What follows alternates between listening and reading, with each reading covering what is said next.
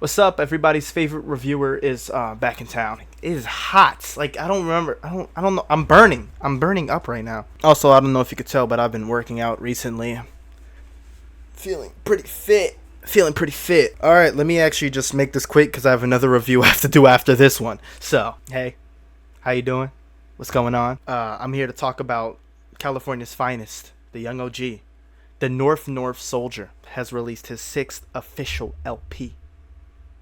Vince Superstar Staples, Dark Times. Alright, so off bat, Vince Staples seems to have turned a darker corner in his career coming into this record.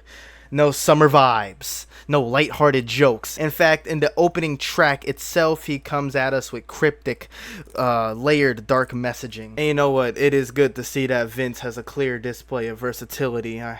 I tell people every time, man, this Vince Staples guy genuinely has the cadence and talent of a higher end artist. I'm talking Mick Jenkins, JID, Earl Sweatshirt. Sadly, it's talent like these that don't get recognized by the mainstream media. They don't get showcased on the radio, and they aren't accepted among casual rap fans. I'm talking the people who have the same basic artists in their rotation. No disrespect to those artists. Moving on into the second track, we actually get the first song on the album that's titled Black and Blue. It's pretty easy to presume that the title plays on the term and actual harmful situation where one is beat black and blue. However, the song is really talking about Vince's depressing but realistic take on his upbringing from poverty. You know how it goes in the rap world. Everything he has to say is backed up with heavy bass, bouncy drums, and reverb background vocals. He kind of brings this old school 90s, hip hop flow to the production of the track, which is pretty cool in my opinion. Now, from what I assume after hearing the track quite a few times, he sets up his second verse to talk about relying on love from, I'd assume, his, lover. I don't know much about his relationship status, but with a quick Google search, it says that he has a girlfriend, so who am I to disagree with the almighty internet? Finally, the rest of the track goes on questioning death, which is a callback to Tupac's curiosity of whether or not gangsters get into heaven. Vince has the similar curiosity, as he's also lost friends to the streets. Looking over at the overall product of this track, it's clear that Vince has faced and or is facing inner turmoil, and decided to put his heart on his sleeve, no Rod Wave. It is interesting to see this side of his life, though, without any lighthearted fun vibes or barriers stacked. Now, where my issue lies is within the fact that he doesn't use this moment to digress or fully flesh out his feelings in a more structured way. And what I mean by that is, Vince starts off in one place, telling us about the products of his environment and his upbringing, which gives me clues that the track would be set specifically on this, this box of a topic, this right here. But then he kind of shifts the song, over in the second half to talking about his need for love, even if it's forbidden.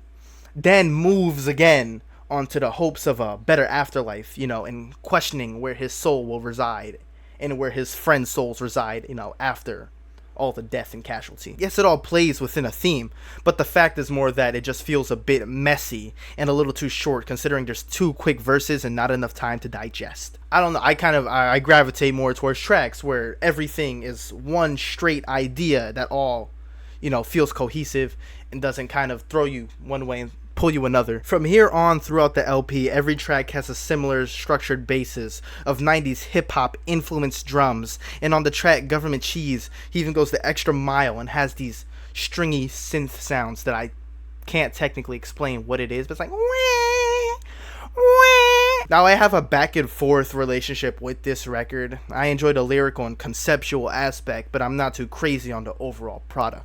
I can't pinpoint it down to a big reasoning because I think my problems may lie within multiple smaller ones. It's good to see this type of growth from Vince, yet all I can think about is how hard it is to keep my focus on certain stories. I don't want to say that I'm not interested in what he has to say, but some songs genuinely feel kind of sleepy at times. It does come off kind of crazy to be an avid music listener and say something so shameful. But when I listen to this, I think of albums. I look back on albums like Good Kid, Mad City or Illmatic. Not to say that they should be compared, but those albums also have a lot to do with story aspect. Layered, they're lyrical, but they stay and maintain interest. They maintain my interest. It always manages to be focusing. The albums are layered in lyrical storytelling classics, yet also so full of life. But on that note, I should move into the positives, such as how proud I am to see him continuing his journey of proving how capable he is when it comes to writing something so meaningful. Certain cuts giving us cohesive and clear thoughts on his feelings and experiences.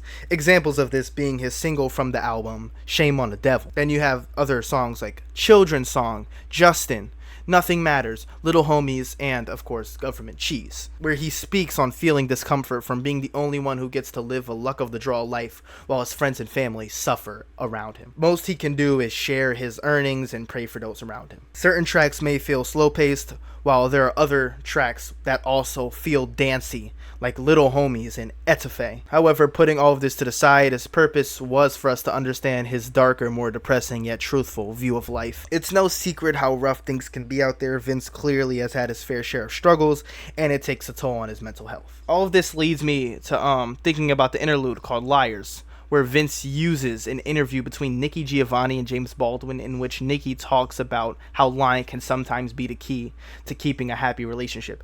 It may seem bad in hindsight, but if lying can be used to keep people happy, then why wouldn't you take that route? At least those are her words, not mine. I'm not getting into this conversation, but I will say it is an interesting take. Considering Vince used this conversation in the album, I would assume this might be how he goes about life, how he views life in order to keep people happy when he's down. This is his philosophy. In any case, it's an interesting philosophy on life. Overall, I see the vision.